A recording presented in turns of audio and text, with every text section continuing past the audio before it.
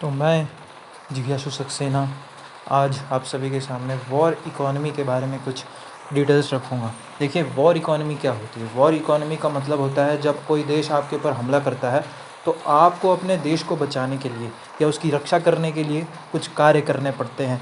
उसके बारे में आज हम प्रकाश डालेंगे। तो इससे पहले चैनल को लाइक, कमेंट और सब्सक्राइब कर दीजिएगा अगर आपको चैनल अच्छा लगे। तो वॉर इकोनॉमी में क्या होता है? वॉर इकोनॉमी मतलब अभी अगर कोई देश किसी देश के ऊपर हमला कर देता है तो जो दूसरा देश है जो हमला झेल रहा होता है उसको वॉर प्रोडक्शन में आना पड़ता है।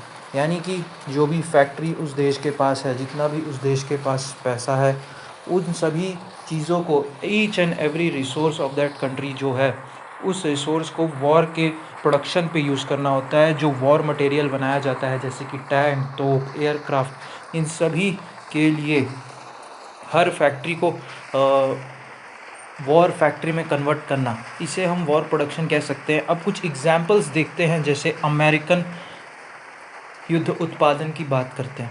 अमेरिकन युद्ध उत्पादन या अमेरिकन वॉर प्रोडक्शन विश्व युद्ध 2 के टाइम पे सबसे ज़्यादा पीक पे चल रहा था। उस टाइम पे अमेरिका ने इतने एयरक्राफ्ट और टैंक्स बनाए जितने दुनिया में किसी भी देश ने उस टाइम पे नहीं बनाए थे। तो आप ये देख सकते हैं कि किस तरीके से ये है एक B-29 बॉम्बर उस समय पे, जहाँ पे अमेरिका में ये बनाया जा रहा था जब वॉर जर्मनी से और जापान दोनों साइड से अमेरिका झेल रहा था। ईस्ट में जापान अमेरिका के ख़िलाफ़ लड़ रहा था और जर्मनी वेस्ट में लड़ रहा था। अमेरिका को ज़रूरत थी कि एक बहुत ज़बरदस्त वॉर प्रोडक्शन किया जाए और उस समय अमेरिका के राष्ट्रपति फ्रैंकलिन डिलानो रूज़वेल्ट ने कड़े फैसले लेते हुए इतनी खतरनाक तरीके से वॉर प्रोडक्शन में अमेरिकन लोगों को तैयार किया कि वॉर 1941 में अमेरिका वॉर में इंटर किया था और उस समय अमेरिका की सेना दुनिया की 16वीं सबसे बड़ी सेना थी। लेकिन वॉर ख़त्म होते होते 1945 में अमेरिका की सेना दुनिया की सबसे शक्तिशाली सेना बन चुकी थी और उसका सबसे बड़ा कारण था अमेरिका की जो फैक्ट्रियां थी जिन्होंने वो वॉर प्रोडक्शन किया था, टैंक बनाए थे, तोप बनाए थे। उस समय अमेरिका के M4 शर्मन टैंक होते थे, वो सबसे ज़्यादा प्रोड्यूस किए गए थे और उन्हीं टैंक्स ने जर्मनी के पैंज़र टैंक्स को यूरोप की बैटल फील्ड्स में हराया था। और अमेरिका के इंटरवेंशन से ही वर्ल्ड वॉर 2 का जो फेज़ है वो बदला, नहीं तो एक्सेस पावर्स जो थी वो पूरी तरीके से पहले जीत रही थी, वो बाद में हारना शुरू हो गई क्योंकि अमेरिकन प्रोडक्शन के सामने उनकी प्रोडक्शन टिक ही नहीं पाई। अब हम बात करते हैं एक ख़तरनाक हथियार के बारे में जिसने वर्ल्ड वॉर 2 का पैसिफिक ओशन का जो थिएटर था वॉर का, उसको बदलने में बहुत बड़ा रोल निभाया, एयरक्राफ्ट कैरियर। अमेरिकन्स पहले एयरक्राफ्ट कैरियर को ज़्यादा महत्व नहीं देते थे। वो उसे सिर्फ एक ट्रांसपोर्ट शिप समझते थे और एयरक्राफ्ट ले जा के ट्रांसपोर्ट किया करते थे। लेकिन इसका युद्ध में किस तरीके से यूज़ किया जाए उसका प्रमाण सबसे पहले जापान ने दिखाया। जापान ने पर्ल हार्बर पर हमला किया 1941 में 5 दिसंबर को, और ये हमला इतना ज़बरदस्त था कि अमेरिका की जो पैसिफिक फ्लीट थी उसके कम से कम कई जहाज़, 12 से 13 जहाज़ जो थे वो पूरी तरीके से डुबा दिए गए। और इस हमले का असर ये हुआ कि अमेरिका को पहली बार एयरक्राफ्ट कैरियर की ताकत का पता चला। अमेरिका के पास भी एयरक्राफ्ट कैरियर थे लेकिन वो एयरक्राफ्ट कैरियर उस दिन जो थे वो यूज़ नहीं होते थे। लेकिन अब अमेरिका ने अपने एयरक्राफ्ट कैरियर्स का यूज़ करना शुरू किया और जब बैटल ऑफ मिडवे हुआ जापान और अमेरिका के बीच में, तो अमेरिका ने एयरक्राफ्ट कैरियर का इतना ताबड़तोड़ यूज़ किया कि लास्ट में जाके जापान मिडवे में भी हारा और फिर पूरी युद्ध में भी हारा। अब हम बात करते हैं war production of great Britain.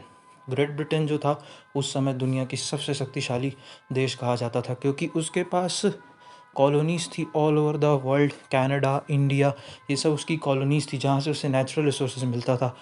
Britain था तो एक आइलैंड लेकिन एक बहुत ताकतवर देश माना जाता था उसके एम्पायर की वजह से, जिसे हम कॉमनवेल्थ कहते थे। तो अब ब्रिटेन किस तरीके से वॉर में इन्वॉल्व था, वॉर प्रोडक्शन, उसमें देखते हैं। 1940 तक पूरा यूरोप जर्मनी के सामने हार चुका था, फ्रांस भी फॉल हो चुका था। अब सिर्फ अकेला यूरोप में ब्रिटेन ही बचा था जो जर्मनी से लड़ रहा था। और ब्रिटेन को ज़रूरत थी कि वो जर्मनी से ज़्यादा वॉर प्रोडक्शन करे, टैंक्स का और एयरक्राफ्ट का। एयरक्राफ्ट का ज़्यादा ज़रूरी था क्योंकि जो लुफ्टवाफ़े थी जर्मनी की एयर फोर्स, वो ब्रिटेन पे बॉम्बिंग करती थी, लेकिन RAF जो रॉयल एयर फोर्स थी वो बहुत तगड़े तरीके से लड़ी। उसके बाद जैसे जैसे USA का इन्वॉल्वमेंट बढ़ा वर्ल्ड वॉर 2 में, वैसे वैसे ब्रिटेन का वॉर प्रोडक्शन भी बढ़ गया। उसके बाद ब्रिटेन की factories round the clock war production कर रही थी।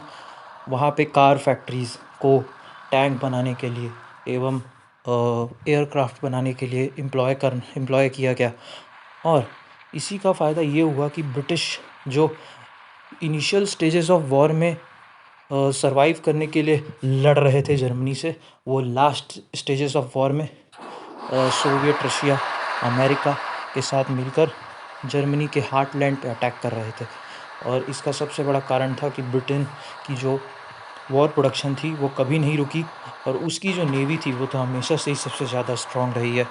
और उसकी नेवी की वजह से बहुत से जो उसके कॉन्वॉयज़ जो रिसोर्स लाते थे दूसरी दूसरी जगह से, वो सेफ़ रहे। और ब्रिटिश वॉर प्रोडक्शन इतना ज़्यादा था कि उन्होंने बहुत सारे टैंक्स बनाए, बहुत सारे एयरक्राफ्ट बनाए, और अल्टीमेटली नाज़ी जर्मनी को हराने में बहुत बड़ा रोल प्ले किया गया। और इसी के साथ मैं इस वीडियो को एंड करना चाहता हूँ। आप लोगों को ये पसंद आया हो तो इसको सब्सक्राइब करें। धन्यवाद। Thank you very much.